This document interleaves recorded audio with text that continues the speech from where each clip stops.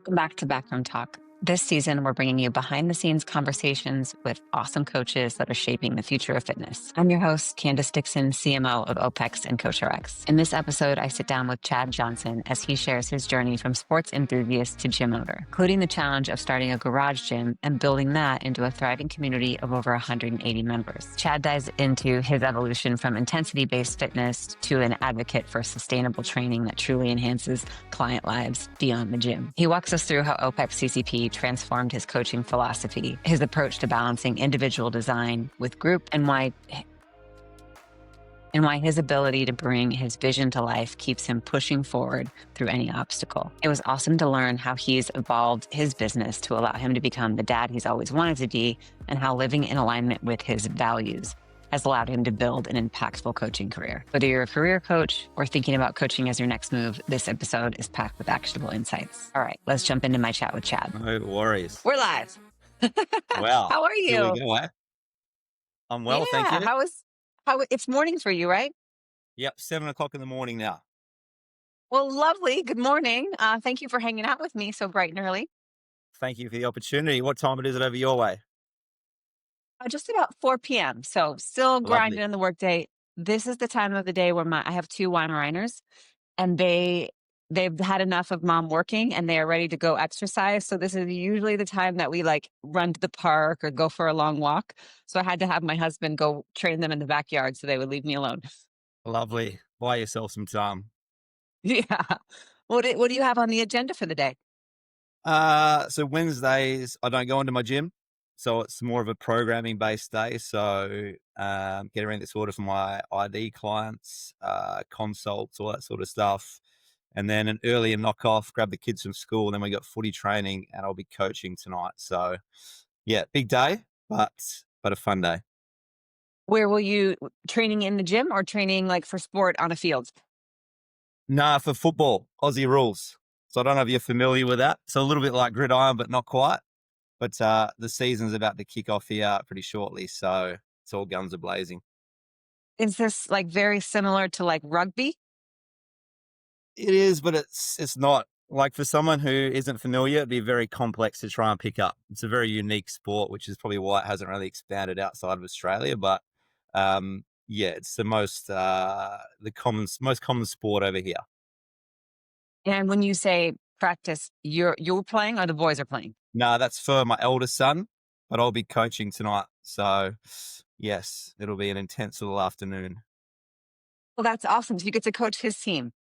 Yes, I'm filling in. So not always, but I've got the opportunity to fill in tonight. So yeah, it'll be good fun. This is brilliant. So how old are your two sons? So I've got three. So I've got a 10-year-old Three. and I've got 6-year-old twin boys as well. So it's it's a very energetic household. I can imagine. And do they Yeah. think that like dad as a coach is super cool, or are they at different phases of like loving the fact that you are structured and lay it down for them? No, I think it's really starting to click in now. And I mean, I'll train from home often as well, and they're slowly starting to come out and train with me at the same time, which is cool. So I'm definitely not one to sort of force them into that. But watching that slowly take shape through them, watching me and my wife train as well, that's pretty cool. So I think that's adding another little element to things at the moment, which is nice. Gosh, amazing. Well, okay, I love to start these conversations by just getting to know about your fitness journey. So, like, what was the thing that got you to fall in love with fitness and then make the decision to become a professional coach and pursue this as your career? Oh, wow. We're winding back the clock now. So I think for me, fitness has just always been sort of a beacon in life for everything, basically. So I started playing sports really young, got into gym when I was probably 17 at TAFE. So I was studying personal training at TAFE straight out of school. Um, so fitness has just always been a non-negotiable. But then I started personal training as soon as I finished at TAFE. But in doing that, my sort of values and connections were a bit obscure then. I wasn't really as connected as what I am now to the industry. So I ended up going offshore for 3 years and working, but I still trained offshore. But that then led me into starting my own gym when I was 22. and yeah, then it all just grew from there. It's just been, yeah, just like I said, a beacon in my life that's always been there, which I've always been able to fall back on as well, which has been great. What led you into the more like functional style gym? And in your Mm. gym, I'm assuming, are they group and your group and ID or just group? Yeah, so I've got the hybrid model going. So when I did start, I mean, it's probably pretty common for a lot of coaches around my age is, got that CrossFit bug. Um, Drunk the Kool-Aid, as James would say. And once I discovered that, I wanted to sort of share that with the world. So I took a punt. I quit offshore, so I didn't have any real financial backing. So I started coaching people in my garage. I think I had about 9 or 10 clients when I approached my dad and said, "Look, I need some money. This is my idea. I want to set up a gym." So he lent me 50 grand. I remember that very well, to set up my own gym. And then I just think I had that belief and that passion to share what I was going through with the world essentially. And it grew from there. So, there's some shaky, I love shaky when I times through that. hear I love when I hear these gyms starting out of personal garages. There's a couple of coaches in the OPEX community that's how they got their start. And it's not super common anymore, right? You have a lot of young coaches coming up that tend to like kind of pursue online or remote right away versus starting with their local community or their neighborhood. Um, I obviously, you and I are probably more similar in age, so for us that wasn't really an option at the time. Yeah. So, how long were you training out of the garage? I know you said you had about 10 clients, but how long did it take for you to feel really confident in the business to then think about investing? Oh, I reckon it would have been probably about 9 to 12 months in the garage. Um, I don't know. It's a strange one. I didn't have any sort of business sense back then. I literally had this self belief and this gut feeling that what I had, or the ability to share with others, and that drive to share it and have impact on my community, I was going to be able to make it no matter what. So even though there were some really scary times financially, because like I said, I had no business sense whatsoever, I knew that I had the drive, the belief, and the passion to make it work. And then, having my dad's backing was incredible, and I couldn't have done it without him and his support. Um, I just always had this belief that I was always going to be able to make it happen, and I think that was a driver for me. And despite having those sort of shaky times financially, just found a way to make it happen, and now we're here now. So yeah, When you moved out of the garage with the 10 clients, did you go straight to like, 'cause your gym right now looks fairly large. Did you go straight to that size yes. of a gym or did you start smaller? Or No, it started smaller, so we moved into a 160 square meter warehouse in Redcliffe, which is near where we are now. I only had the 10 clients. We had an open day. I've still got, two of the clients that started with me on my open day are still training with me now, which is something that I'm very, very proud of. So that's 15 years plus that they've been with me. Um, we were there for 3 years, and then we outgrew that. We took a punt on a bigger warehouse. It was about 360 square meters. We outgrew that. We lasted there for, I think, 5 or 6 years. And now we've been where we are for, this is our 6th year. And that's where we sort of diversified post COVID. And we went with that hybrid model of running group and ID simultaneously, which has been definitely a good decision. But yeah, some shaky times when I initially made that decision, but it was for the best long term. So proud of that one. now you have enough space to just run classes and have space and equipment for the ID people who are coming in at their own, Yep. so it doesn't like interfere with each other. Or how No, did not at you all. structure that? Yeah. So basically, I mean, it's 500 square meters, and we've got a rig on one side of the building, which is for the group guys, and we have a rig sort of 3 quarters across from that, and then the other quarter is for the ID crew with a sled track in the middle. So it honestly runs seamlessly. Like, I was a little bit worried about that and hesitant about that when I kicked things off, but I think we've got 35 clients over there on the ID side now, and we're normally floating around the 150, 160 mark for group. And it just Or functions really, really well. So, like I do said, you it get a lot was, of people who cross over back and forth and for periods yes, of or seasons of life? yeah, yeah. So we definitely have. a big bunch of, let's say, long-term group members who are looking to individualize and specify and find their own journey and, dig deeper into their own goals and whatnot, which will cross over, which is, I think it's really healthy because they're still staying within our community.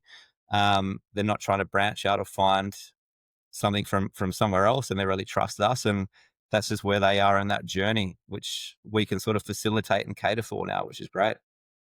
Yeah, amazing. That's super, super awesome. And now, Mm. are you on the technology side? Are you running both of them through CoachRx, or do you kind of keep the ID in one system and group in another, or are you using programs and stuff to do that, or how are you Yeah. operationalizing it? So we continue to run the group side on Modify. So they've got their sort of way of doing things there. But from day one, we've had the ID model running through CoachRx, which has been, again, amazing. So the feedback that we get from all of our clients is, how good a service and how good a product that is to work with because of the quality and whatnot of that app that we're delivering the program through as well. So Awesome. mm. How many coaches are managing that group of 35? Is it just you, or you have So that's assistant myself and coaches? one other coach. His name's Connor. But again, I mean, for me, just to rehash on that, that was one of the driving components with starting the ID side is over the years, I feel like with group coaching, there is such a high churn rate, whether it be not being able to earn enough money, having to work crazy hours to do so, and just burning out, and that would have happened to me as well. But being able to implement the ID model, um, in terms of coaches' longevity, I think Connor's been with us for over 6 years now, and I don't think he would still be with us if he didn't have the ability to have his ID clients as well. So it's really helped with the longevity and sustainability of what we do as a business with our coaches, which is pretty cool. Yeah, it's great. It's like more options for the clients Yeah, that yeah, to better service them, more options for you guys to yeah, enjoy the career that you chose exactly, because you love it and without burning out. So exactly. that's cool. Yeah, And now I saw just on the Instagram that you guys have really started to or you personally maybe are training for high rocks or have incorporated that into the gym as well. Or what was that transition like? yeah, yeah. I think I'll try everything. I've done weightlifting competitions. I've done obviously CrossFit competitions. I've done triathlons. Marathons, all that sort of stuff. So if something new comes out, I'm willing to mix it up and have a crack. And I focused on that last year. So I did an event over in Melbourne, and yeah, I've definitely noticed a trend over here. We're probably a little bit behind what happens in the US and Europe, but the popularity that's gained over time has been really, really powerful. So we're definitely supportive of that, and we add that string to our bow with our Sunday sessions, and yeah, having that layer there to add to our services has been really powerful. From what I've heard, they do a really great job around the event and the event experience, production experience for participants, and make it feel, Yeah, really, really awesome as like as a participant in that event. but yeah, I mean, when I went to the one in Melbourne, you can see that they've sort of tapped into the psychology for people of feeling like an athlete, I think. So the way that they put you in it's like a tunnel thing. They've got the music there. They've got the motivational chitter chatter. They've got the lights. And I think what they've done really well is remove those barriers of entry of what most people would experience of doing something like a CrossFit comp because of the complexity, and allowing everyone to feel success and feel like they've achieved something regardless of where they're at because everyone's in the same space at the same time. And I think the money that they invest in that, in terms of production of the whole event, incredible. Yeah, they're onto a really good thing, I think. Do you feel like, because it's something that is repeatable and you can train for that, it will become like sort of an annual marker that the general population will use as a benchmark of their fitness? Or do you think over time, because it's not changing, the novelty sort of Mm. wears off and people phase out of it? It comes to mind, I think of like back when, well, Spartan, you had like Tough Mudder, Urban Athlon, a lot of those type of races that were new and exciting and different. And then it seems like even, that was like 10, 12 years ago. Now they've kind of like phased out. But how do you think this the High Rocks will stack up against the previous race Yeah, so trends? it's a really good question. I think about it a fair bit. I think I sort of float between the two, where obviously you have social media, which is a massive driver now. And the amount of people that are using social media and Hyrox as a platform to create their own sort of status within the industry, I think that's aligned really powerful for people like that. In terms of the sustainability, I mean, it's not that much of a spectacle to watch. I think doing it is good fun. But I know that when I was in Melbourne, we were going in and out of the arena because we're like, you know what, this is pretty boring. I wouldn't really stay and watch this all day long. You'd support the people that you know or some of the top end You want to athletes. see them cross certain Yeah, boundaries yeah, or yeah. something? But yeah, sitting there all day watching that sort of stuff is just, it becomes pretty mind numbing, to be honest. Um, but I think Did people it will draw use quite that a as a, spectator crowd, do you feel? Or was it more a participant crowd? well, there was 10,000 people competing when I did it in Melbourne. So obviously they're all there. There's a big portion that are there competing and supporting at the same time. But I think people will potentially just sort of mark down that one time if it comes to their local community once a year, they might schedule a 12-week block of training around that, and then they'll get on with their normal training after that. So I think, yeah, specifically training for Hyrox all year round also would be very mind numbing too. So, but each to their own.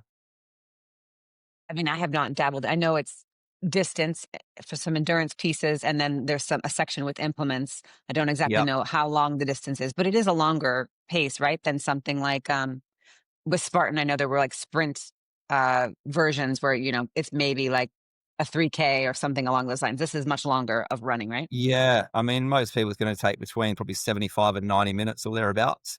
But I think the other thing that they've done really well, it seems to be cons. I don't know what it's like where you're from, but run clubs have just blown up over here. So everyone's part of a run club at the moment. So, the fact that people are out there doing more running, and then you've got High Rocks is essentially a running event. The things go hand in hand. So you've got, people killing two birds with one stone with getting out and about and trying new stuff. But what I definitely have noticed over that time is the amount of sort of soft tissue injuries that have been coming from people starting with too much volume and getting a little bit excited.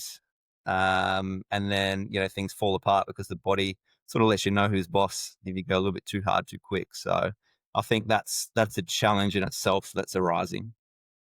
Absolutely. I was actually chatting earlier today with Scott Brewer, who of OPEX Midlands, and he started his coaching career specifically as a running coach, and he Mm, was just really emphasizing this need for strength training. Runners need to be strong yeah, enough to run these distances, and it's interesting. You do have this trend, probably the last 4 or 5 years, that it's really gotten more popular of like the hybrid athlete, right? Kind of yeah, not the CrossFitter, but the guy who's like, I do endurance, but I also body build or yeah, strength train to some yeah, capacity, right? Is that also quite popular in your area? yeah.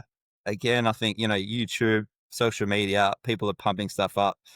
Everyone's on their phones these days. So they're seeing, and I probably realize how influenced people are by what they see now. Once upon a time, it was you'd go to the gym and you would have faith in, who's instructing you or who's leading the way there. But there's so many distractions and things and whatnot now in your face that people are looking to explore, or they're like, oh, why aren't we doing this? Or should I be doing this? And, sometimes the information shared is not as accurate as what people may think as well. So, you know, that's something to negate. Yeah, I guess, how are you navigating that? I guess it's easier to navigate on the ID side because you are having individual consults and you can really go deep. But on the group side, what kinds of questions are clients coming to you with that you're either excited to sort of like sit down and drill deeper with them or educate them a little bit more Yeah, I think comprehensively than maybe the YouTubes would? well, there's actually been great opportunity that's come with that, because I've always really enjoyed sort of sharing the intention behind what we do. But I feel like at a point in time, that wasn't as well received as what it is now. But I feel like people are quite hungry and thirsty for information and the why, which from my point of view is a really exciting time to really dig a little bit deeper into the why of what we're doing. And I think it's far better received now, just because of the time that we're in society, essentially. So, going above and beyond, even with our group clients, with sharing that information, I think that creates really good buy-in, and we're able to sort of guide sort of show and tell people the journey that we're all on together and where we're trying to take them as well, which is cool. Yeah, absolutely. Um, well, what do you think? What were some of the? I know you mentioned points of friction or challenges as you were growing the business from the beginning. What were some of those big bumps that you ran into where, if you could go back and re-educate yourself, you would do Boy, it differently? Or yeah, I think initially, literally having no business plan, having no idea what I was doing, going off that gut feeling, which I'm still a big believer is a big driver. Like if you have that, you can trust that and you can let that guide you. But um, yeah, thinking that you can build it and they'll just come uh, doesn't necessarily always work. So we had to dig really deep in sort of sharing the word with the community of that we're here and what we're doing, etc. Um, and I think another big friction point was post COVID was implementing ID into our model, which again, for me, I knew was the right decision and I knew what it was going to do long term, but I was terrible at communicating that message with my community. So, there was a bit of backlash there and we had a few people leave, and had I had my time again with these longer serving members, I would have opened up a discussion, a more intimate discussion, and shared with them the view and, why we were doing this. And I think potentially I blindsided them a little bit. Hence, there was a bit of friction that came from that. So if I have my time again, I'll definitely open up those communication pathways with those that had been with me for a long time. And I feel like that could have had a bit more of a positive impact in starting this sort of hybrid model that we do now. I see. At what Mm, point in time in your professional path did you discover OPEX and take on CCP, get into the whole ecosystem here? yeah, that's a great question. I think it was just before COVID, so 2019 or 20. I think I started my CCP. And I think at that point in time, I was 10 years into my journey and I was probably stale and burnt out, to be honest. And I was looking for something more and I was looking to have greater impact. I think as coaches, that's deeply embedded in us. We want to have impact on people, and we know that we can, but we just look for ways that we can do that on a deeper level. And starting CCP was an absolute game changer for me. Like I even get sort of butterflies in my tummy now talking about it. It was such a powerful um, new view of fitness and coaching and everything. I mean, the principles on training, the relationship sides, the habits, the behaviors, everything. I just didn't know as much as what I thought I did know. And doing that was huge in setting up my decision making for my future moving forward. So yeah, I could not recommend CCP enough to any fitness professional looking to evolve. It's hands down the best thing I ever did. That's awesome Mm. to hear. When you started your cohort, was James still teaching or was Carl running the cohort Yes. calls? Nah, James, like, yeah, that man, what a legend. I mean, he's so dry, he's so raw, but I feel like he was also ahead of his time. Like, I feel like this whole big wave of longevity, it's so popular now and It's here everyone's now. set for it. But I'm like, man, James was instilling this in us years ago, but unfortunately, I think, like I said, it was a little bit before the trend happened and it's all taking off now, which is great. Um, but yeah, he embedded those values in us very early days, which was cool. So I actually did a Yeah, 20 there's so week. many aspects that I will think about as I hear something popping up, like even something as simple as BLGs, right? Which, you know, 15, Yeah. 20 years ago when he was really going hard on those, it, it was like, oh, those OPEX guys over there talking about boring stuff that doesn't matter. Yeah. Everyone wants to talk about intensity and pushing the pace. And even Mm, now with, the way endurance sport is taken off again, it's like the pacing conversation, the map yeah. protocols, all that. There's so much richness, but yeah, he's kinda like passed the baton to all of you guys to, be leading the charge now. Yeah. I think it's great. Yeah. That reward the pacer and sustainability in training, was for me when I started, I was like, oh my God, like he's right. Because I came from that intensity model. But once I dug deep into that with him and through OPEX and the cohort, you're like, oh wow, this is like this is gold, and this is the way we probably should be like moving towards this. But again, you sort of face that battle of people getting hooked on that intensity being the only answer to improvement, or the gauge of improvement. But we were educated and we have the knowledge to know that there's other ways to do things that can have a more positive impact on your results. So Yeah. Was there a specific like framework, or I call it a Jamesism, like some principle that you picked up along the way in the OPEX experience that stuck with you the most, or that stands out to you the most? definitely in the training side of things, I think that exercise should be something that enhances your life. I think that, yeah, that can be it's a gray area where, like I said, when people use intensity or, being dead on the floor after a workout as their sign that they've had a good workout. But then I ask the question, is what you're doing, enhancing your life now and for years to come? So, that phrase, playing the long game, that's stuck with me from the start, and it's still something that guides me now in my decision making as well. So from the sort of exercise standpoint, there is that, but also the power of relationship building. And when we have these interactions with our clients, you've got the programming side, which is a small piece of the puzzle, but investing time in developing this relationship and actually knowing the individual and how they operate, it's just so powerful. Mm. Oh, yeah. Speaking of, has there been like a lesson that you picked up or learned from working with the client that has just changed your perspective on coaching or any aspect of the business that you're running?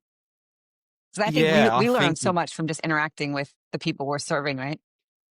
yeah, absolutely. And I think if I'd probably focus more so on the ID clients that I have now, is when I started with this ID journey, I thought that I had to, I was like the scientist behind absolutely everything, and I had to have all the answers. I had to lead the way with absolutely everything. But then the deeper I got into it, sorry, and had these really powerful consults with people, like allowing them to steer their ship. Like you're there to help guide them still, but it's their journey. So you're sort of maneuvering with them.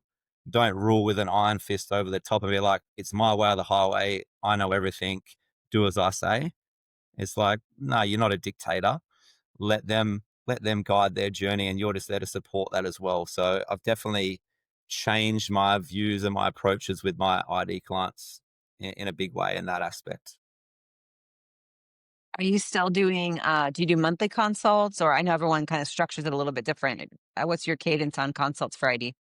Yeah, yeah. So still a massive focus on that initial consult. So that's always done first and foremost, and then 4 weekly consults. Sometimes it might drift out to 6, depending on the individual and their schedules, but still place a higher value on that, because I've definitely noticed through again, just through learning through the journey, if we let things slip a little bit, um, you're missing a big piece of the puzzle with that connection side of things. So still putting a lot of value and priority into that connection point with consults. That uncovers a lot when you have that chance to go a little deeper. So yeah, that's still a big part of our sort of structure with ID. Yeah. I, I guess, and this is just across the board, it's always challenging to get people. You're attracting the kind of clients who are really ready to make change, right? Because they're committed to this process. They understand that it's a longer journey for them to k- improve the behaviors that they have, that they want to, whatever, however the goal is they come to. If they want to feel better, they know it's not going to be something that's going to happen overnight. So Mm. with ID, you already have a little bit of that buy-in, but are you finding that over time that those clients are even more committed to the long game, at least in working with a coach to have true behavior change? Or is it still something that is that expectation of short-term results is still there?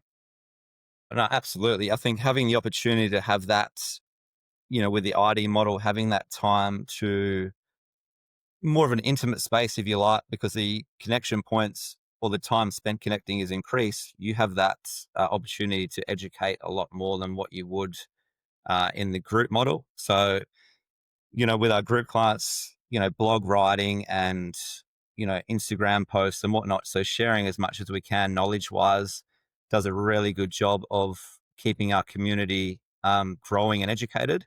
But then we're able to take it to another level with our ID clients because we can get a bit more specific to that individual and what they want to learn about as well. So I think that has a direct impact in that longevity of that client life cycle as well. So they're really connected to their why, because they know what their why is, essentially. Yeah. And goal-based, I guess, reasons for someone coming either from group into ID or coming to you for ID services directly. Are you finding changes in that over time? Like, is it still mostly a performance goal driving the interest, or a weight loss goal, or is it wanting to feel healthy and live longer, stronger? I guess, has there been change in that? Yeah, I think I probably have a mix of, geez, to be honest, I think that longevity side of things is becoming more and more powerful. So people understanding that, fitness is not just a hobby now. So recognizing that and going, okay, what can I do to enhance my life and be consistent in the gym and remove those barriers of that get in the way of consistency, and we're able to sort of bring those barriers down with ID. So creating a regime or routine that is sustainable is far more higher valued now, I believe, because like I said, it's not just that hobby. So people are like, okay, how can I do this for the rest of my life, essentially? And with the tools that we have in terms of a coaching standpoint for ID, we're able to deliver that in a more impactful way. So, Well, you've been doing this for a long time. How do you mm, what routines have you implemented into your day or your week to keep yourself fresh and inspired and ready to serve people? Because it can be emotionally taxing, right? You're yeah, 35 clients yeah, on the ID side, 150 clients walking in and out of the gym a week on the group side. You're taking on the emotions and the feelings from everyone. You got yeah, your own family. So I guess, yeah. It's how have you navigated that aspect of coaching? that's been the biggest challenge for me. Because I'd call myself sort of a closet introvert as well. So the gym environment is or I'd be very extroverted in there, and you're holding a lot of space for people, but that can be very taxing in itself. So I've been lucky enough with the coaching unit that I have, where I'm sort of aware of my capacity as a person and the space that I can hold for others, where I can sort of segment my week where I'm probably in the gym 3 to 4 days a week, but never for the entire day. And then a couple of days will be at home doing my stuff, in the office. And I've found that in terms of being able to keep my cup full, that's the balance that I need.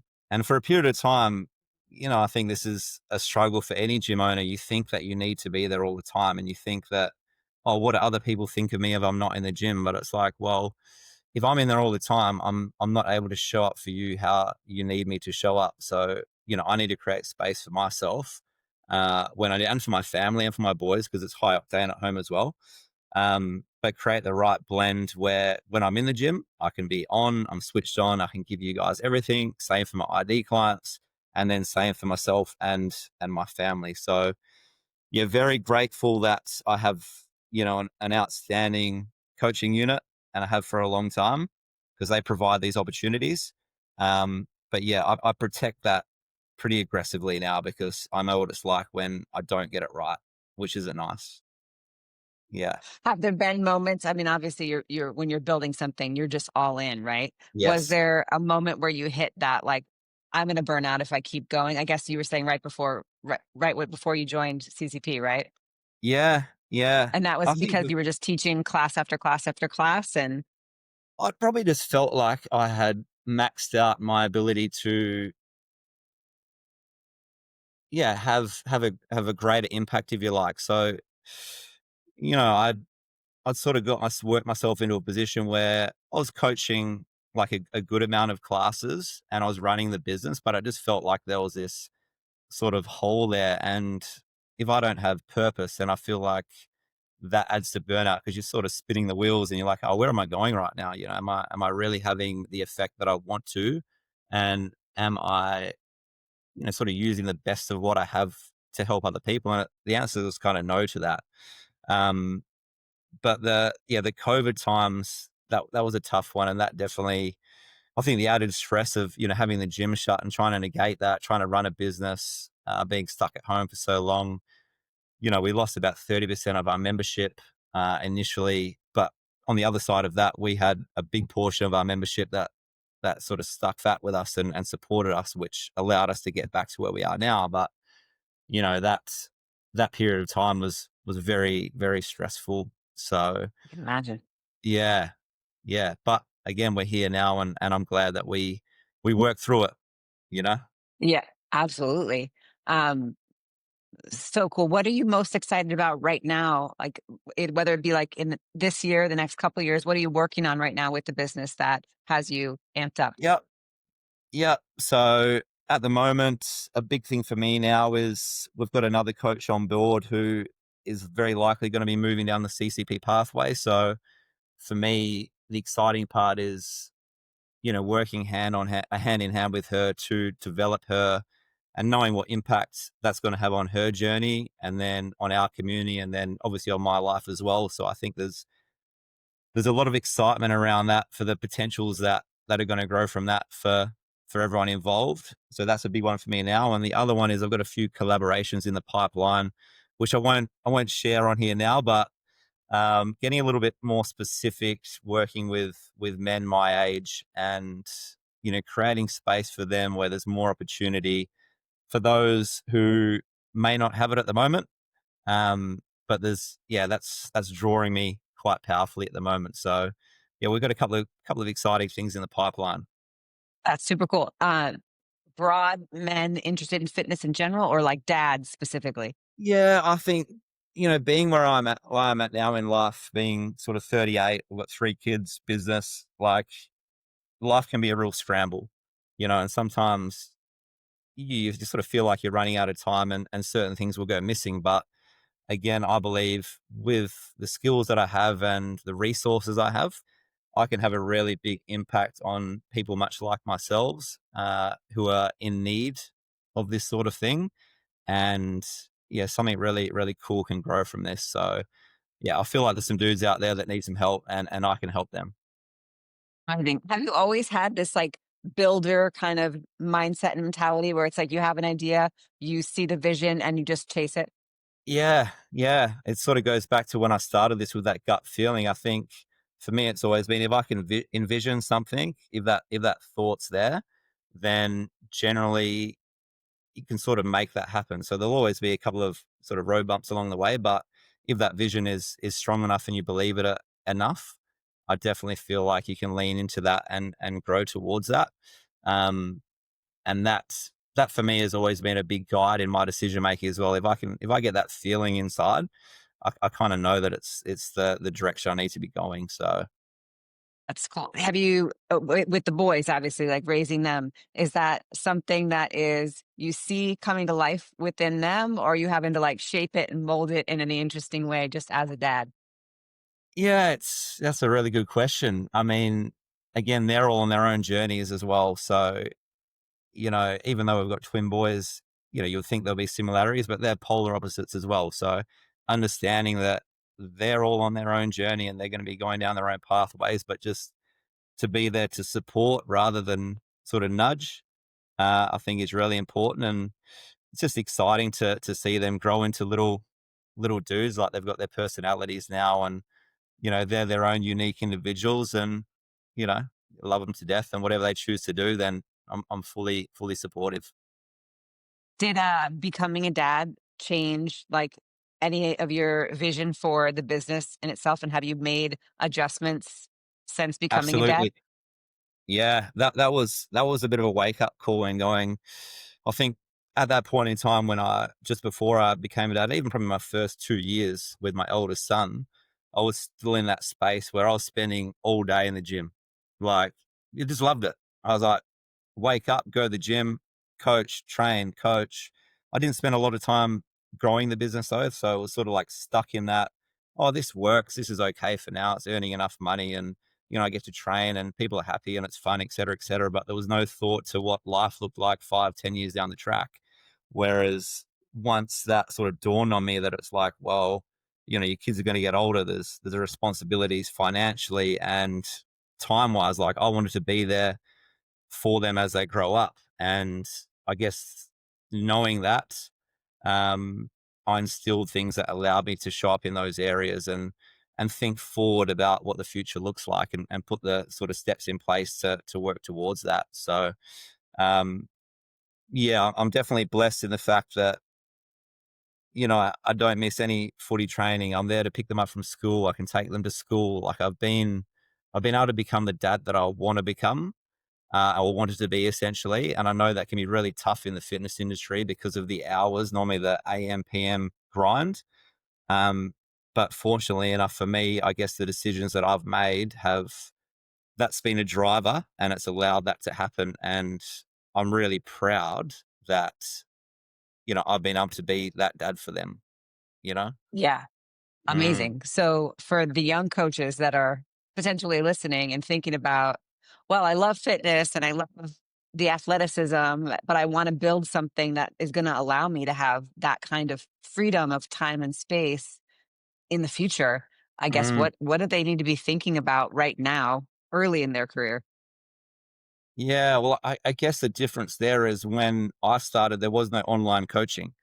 So, you know, the resources we have in terms of connecting from afar is huge now. So they've got that probably advantage there where they can go down that path. But what I will say is, you got to also be willing to grind it out at the start as well. Like, staying in this industry, I think people have this perception that, being in fitness is a walk in the park, but it's absolutely not. And you've got to be willing to grind away at the start to put in time into building your skills obviously as a coach, but also, working with people is hard. Like learning how to connect with people, have empathy with people, understand people, that takes time. So you've got to build this massive foundation and then you'll refine as you go, but be willing to do that at the start. But I think, yeah, it's very important to have that idea of where you want to go as you work through that journey, because you want this to still facilitate your life as well, not completely dominate your life. So yeah, that's a big one. Yeah. Now, I think you mentioned that the business side of things wasn't like the thing, you didn't really put the business plan together in the beginning, but obviously No, have grown something very successful in two very different areas of delivering fitness. So now it's fair to say that you have that business acumen and that structure. Is there anything that really helped you get over that edge to say, I mean, obviously, probably being a dad and all of those things make you just be like, oh, I need to get my plan together. But any big aha moments in that process that helped you develop the business acumen? geez, I still think like my weak point is that business side. Like, I wouldn't recommend this to anyone, but it's a bit of a running joke with my wife that I have no idea of the financial figures of the business. If I feel good in there, I go with that. And that dictates a lot of things for me. But you do need to know your numbers, so don't undersell that. Um, but yeah, I just think time spent in the trenches, you learn things as you go as well. And I've probably discovered about myself through that. I know a lot more about certain things in business than I probably given myself credit for, but that's through being curious. And I've had a business mentor. I've got a business mentor now, but just yeah, these interactions with people along the way that are willing to help out as well, which that's grown me on that side of the business as well. When you look at like the biggest challenge points for growing a gym of your size, right? Like going from 10 to whatever the next milestone was to getting to the 100 clients. Are there those typical kind of like milestones that have different levels of growing pains, or is it always the same? Just client acquisition in general is our challenge, and I'm always thinking about new ways to improve client acquisition. Does that question make sense?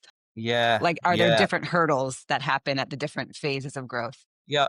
I think so. I mean, if you have more people, I mean, as an individual, sort of your capability to connect with an amount of people probably has a ceiling on it. Obviously, that depends person to person, but if your business is built on relationships like ours is, you need people there building relationships. So that's always been a hurdle. Again, we've been really blessed in the fact that I've always managed to have long-term coaches.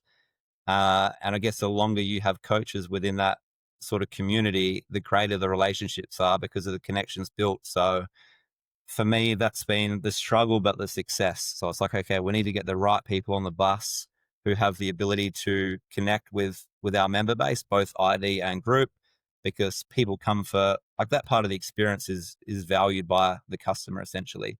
So yeah, when one of them leaves, it's like that's the hurdle. How do we nurture the next one to be able to fill that gap and have that same positive impact? But somehow we've managed to do it all the way along. So, I think I've had about 8 or 9 coaches who have left to set up their own gyms over my time. And that's something that I'm proud of. Yeah. Um, because obviously there's something that I've done that we've done that's been so powerful for them that they've made the decision to go out on their own as well and share what they have and impact people's lives just like we are. So, at the time you get a bit like, oh shit, that sucks. But, You feel the we're immediate having a pain. greater Yeah. reach. Yeah. Yeah. Yep.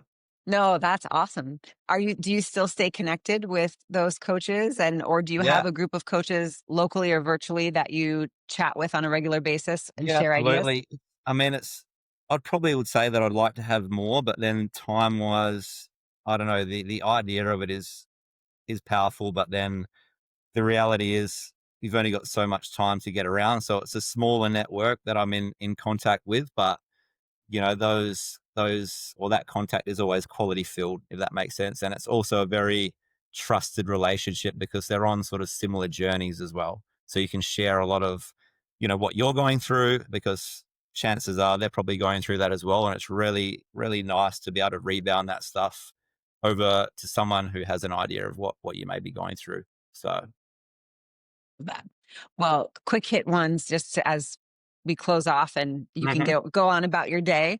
Are there like favorite podcasts or favorite books that you keep up with in your career that you think are important to share with other coaches? Yep, there's obviously everything OPEX wise I've loved. So backroom chats, anything with James, just especially in my early days of CCP, any podcast that he was on, obsessed with. I just think listening to him talk, uh, I was just so nothing else mattered. Like I just love the way he talked, and it's a shame that he sort of moved on to his whatever he's doing now because I really enjoyed that. But Just, I think, really just being a dad and continuing yeah, to learn yeah. and grow his I own mean, mind.